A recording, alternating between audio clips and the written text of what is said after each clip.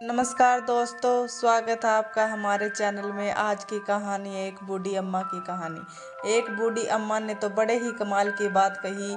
अगर भरोसा श्री कृष्ण पर हो तो सिर्फ कृपया ही नहीं करते, सारथी बन जाते हैं। नमस्ते दोस्तों।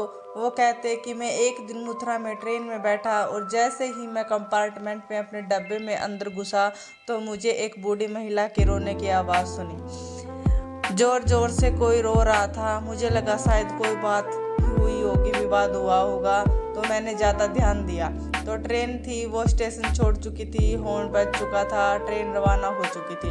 लगभग 10 मिनट बीत गए, लेकिन वो आवाज़ थी जो रोने की, वो चुप ही नहीं हो रही थी। तो मुझे लगा कि जाकर के देखना चाहिए क्या बात हुई है, क्या विवाद हो रहा है। तो कोई चुप ही नहीं हो रहा।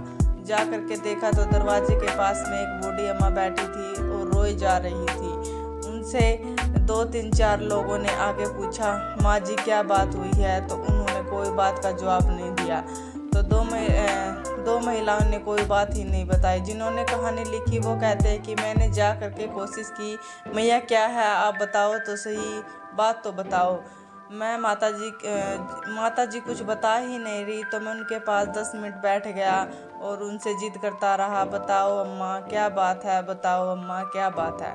तो उन्होंने अपने झोले में से, बैग में से लिफाफा निकाल कर मेरे हाथों में रख दिया और कहने लगी, इसे खुद ही देख लो। मैंने उस लिफाफे को खोला। उसमें 400 के 2 नोट थे और एक कागज़ था जिसमें से इत्र की महक आ रही थी। मैंने पूछा, माँ जी क्या है? तो वो रोने लगी और फिर रोते रोते बताने लगी कि मैं वृंदावन बिहारी जी के मंदिर गई थी दर्शन करने के लिए। बहुत देर तक लाइन में लगी रही, फिर मेरा नंबर आया तो मैंने प्रणाम किया, 200 रुपये दिए। उधर से मुझे सिर्फ एक पेड़ मिला तो मैं जिद पर अड़ गई। उनसे कहने लगी, पंडित जी मैंने 200 रुपये दिए हैं, मुझे 2 पेड़े चाहिए। उन्होंने मुझे मना कर दिया, चलो चलो आगे चलो। बहुत भीड़ थी। मैं जिद करती रही, उन्होंने मेरी एक नहीं सुनी। मैंने अपना पेड़ा भी वापस दे दिया और कहा, रखो अपने पास। और बाहर आकर आपने बिहारी जी को कोसने लगी। कन्हैया को कहने लगी कि क्या करते हो आप, मैं आपसे बहुत नाराज हूँ।